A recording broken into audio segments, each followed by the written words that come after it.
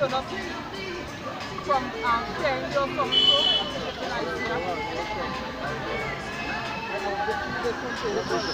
Psalm 30 verse 16. But unto the wicked, Jehovah shall say, what hast thou to do to declare my statutes, or that thou shalt take my covenant in thy mouth? Yeah, right. What is this mean to declare the Most High statute? The scripture says, lest the adversary should behave themselves strangely. Matter of fact, somebody should get off and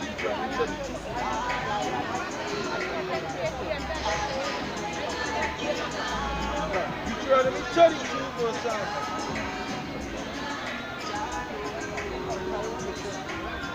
They say, my adversary should behave themselves strangely.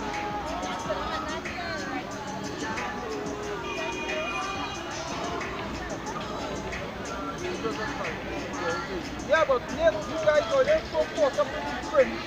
In the French. The carnality. Carnality. Oh, that carnality. It's a love we both say yes, but it's like you being a carnal person, you don't being faith-based Israelite. Understand? When you caught up in a French, this can't save you. So what I mean, if we are the French, it could save you. But then let me say a so-called white man said the poor Fringes, right? He could be saved to them. So in other words, you can put on an Israelite dress, go and act as an Israelite and you're saved. And act as an Israelite and you're saved. It actually move away from the essence of the truth, because the essence of the truth is that we out here for the elect. Right? What we do, we prophesy the downfall of America, right? We are prophets of the Lord. We prophesy, right? And the true prophecy is that we out here for the elect, right? But basically Nathan, they out here for a church, all Israel, right? And that's why I see ISUPK. They won't take anybody who look like any of the other nations, because they don't understand. There's not part of the election to understand that Israel is a speckled bird now, boy. You understand? That Israel can come in all colors, form, shapes and sizes. We can look like the other nations, right? But the spirit is what bears witness. And that's how we come into this thing in the first place. Through recognition of the spirit. Recognition that this is the truth. You understand? But these other camps, they speak not the truth. God, Nathan them, they don't speak the truth. They don't come out and tell the truth. A French guy there say, more or less because the scripture says, if you break one, you break all. Alright? We out here trying to live true faith. And your faith, no man can take your faith from you. No man can take your faith from you. Hey, it was given to the righteous. It was given to the righteous in the womb. God, it was given to the righteous from the womb. Faith. No man can come and take faith from you, only if it's slacking up and the Most High is up here. Alright? This is Romans 8, I'll jump in. 33. Who shall lay anything to the charge of the Most High's elect? It is the Most High that justifies. Yeah, you can't lay nothing to the charge of Yahweh's elect. The Most High won't justify them. But are they right or they wrong? Alright? You can't come and say nothing. Oh, you know why on your fringe every day on work? No, but you don't know my heart, bro. My heart is my mind is the word serving the Lord 24/7. My mind is the word doing the things pleasing unto Yahweh from Yahushai and presenting my body a living sacrifice. So this carnality doctrine that you IYC guys have, scripture says that for to be carnally minded is death. For to be carnally minded is death. Alright? Hey, because we out here to wake up the elect and to condemn the 2/3. But he out here to build a church. He out here to gather and reap the flock. You understand? He taking the harvest, right? And he misusing the harvest. He taking advantage of the harvest. He's being malicious towards the harvest. You understand? Because, hey, part of our job is to condemn these other nations and 2/3 of our people, right? Not welcome them and put them in a costume. You understand?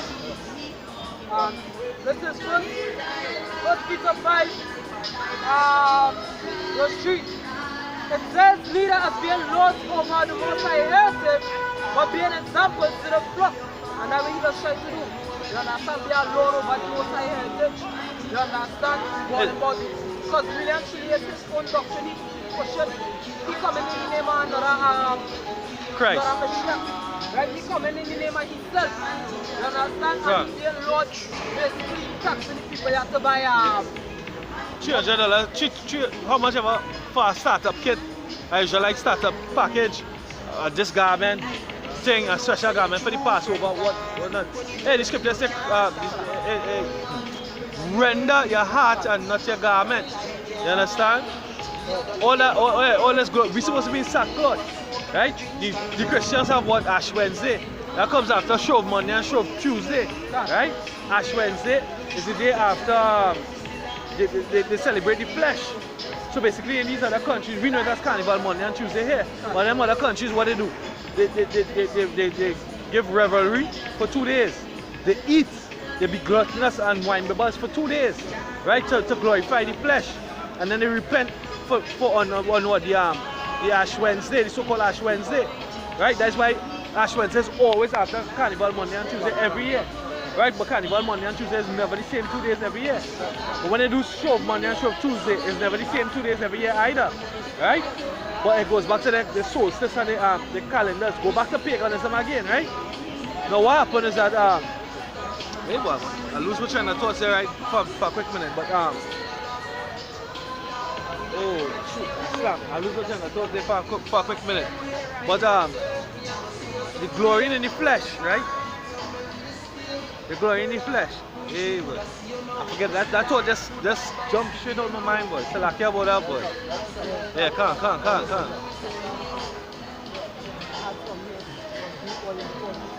Oh, read back your last precept in Peter. Still I care. I might get it back. First Peter 5 verse 3. Lead us being lords over the Most High's heritage, but being examples to the flock. I'm being examples to the flock. Sure.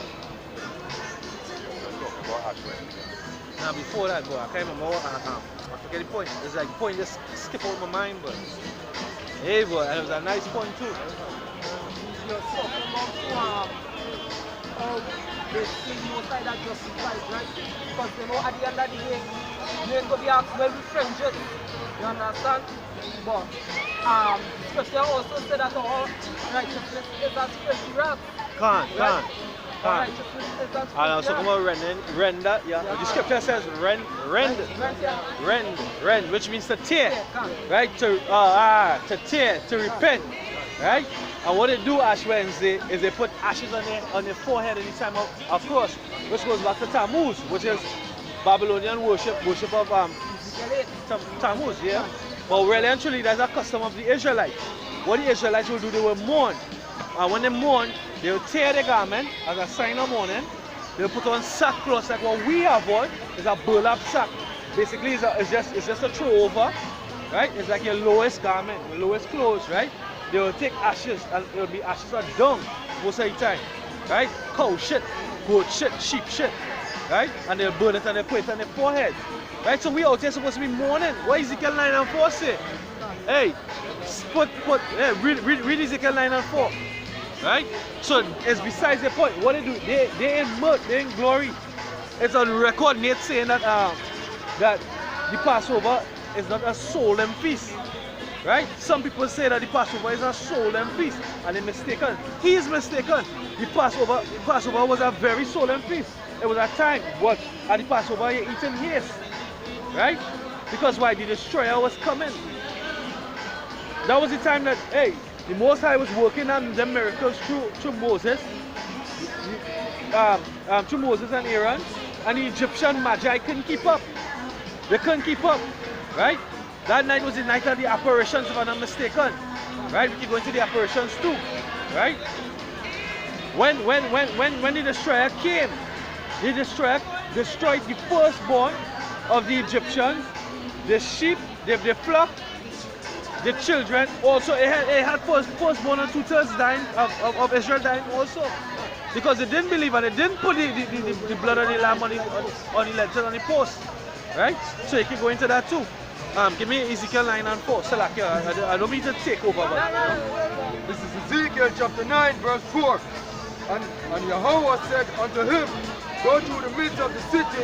You know the apparitions in I think it's either Ezra, right? Or Wisdom or Solomon. When the darkness came and the apparitions and they were tearing. Right, go ahead. Huh? Yeah. This is Ezekiel chapter 9 verse 4. Come on. And Yahweh said unto him, go through the midst of the city, through the midst of Jerusalem, and set a mark upon the forehead of the men that Zion that cry for all the abominations that be done in the midst thereof. Right, and that's what we found doing. We sighing and crying. We mourning. We mourning to see our women as paused in the streets. Our mothers lost. Our mothers, hey, the women, the mothers, the grandmothers, they're feeding cancer to the children. They're feeding cancer to the home because they don't know better, right? Because after slavery, we took the scrums that we was given, and through where the salt of the earth, they made it flavorable to eat, palatable to eat. But guess what? That's our destruction. It had nothing to do with the knowledge and wisdom of Yahweh Bashim Yahushai. Because Yahweh Bashim Yahushai prescribe what? The trees, the green trees and the herbs for meat, right? And the things that we're eating is destruction to the Israelite body, all right? So hey, the majority of the destruction of the Israelite family begins with the black woman, right? Yeah. So we are the ones that are mourning for what? The nigger woman, for the men. The men of Israel, hey, they have lost their stones. They have no balls, they have no testicles, right? They don't stand up. They fall down and roll over for everything, right? They're in submission. And I'm not talking about the submission. I'm going to go back to Genesis when they say that we're like a crouch old lion. They're just really in a submission of being weak. The men weak. They're weak-minded. They're physically weak. Watch out the stature of men back in the 70s and the 80s, the 60s, 50s, 70s, 80s. Jake was stronger in stature. But it all goes back to the food. We know that too. But also the spirit. Their spirit is weak. Hey, because if the spirit's strong, they can carry a weak body, you know. You understand? You have people who hold on to life. They're diseased, but they hold on to life because the spirit's strong. Right, but the spirit of Jake, man, is weak. It's effeminate. Right? Yeah, go ahead.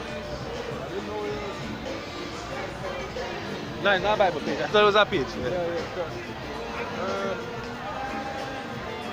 Wisdom of Solomon.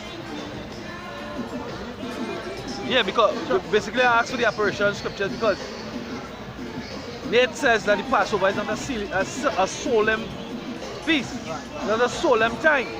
Right? It was a solemn time. It is a solemn time. Right? It's a serious time. Hey, the Most High is not no kicksy man. The Most High is not no jokey man. He's not no actor. He don't play. You understand? He's an austere man. Go ahead. Solomon chapter 3 verse 17 verse 3. It says, for while they're supposed to lie in their secret sins, they were scattered under a dark veil of forgetfulness, being horribly astonished and troubled with strange apparitions. For neither might the corner that held them keep them from fear, but noises of waters falling down sounded about them, and sad visions appeared unto them with heavy countenances. No power of the fire might give them light, neither could the bright flames of the stars endure to light that horrible night. So when we go over the Passover ceremony, when we go over the Feast of First Fruits, and all these different things, we remember the times of the scriptures, we read over the scriptures, and we rehearse the righteous act. And then what the scriptures said to do, rehearse the righteous act. So we also rehearse the day of the Passover, right?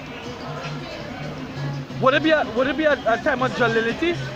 Or would it be a time of fear and solemnness and reverence of the Most High, praying for mercy that the Most High don't destroy you? Right? So this is what it's going into. It was a fearful time. It was a dark, serious time. Why?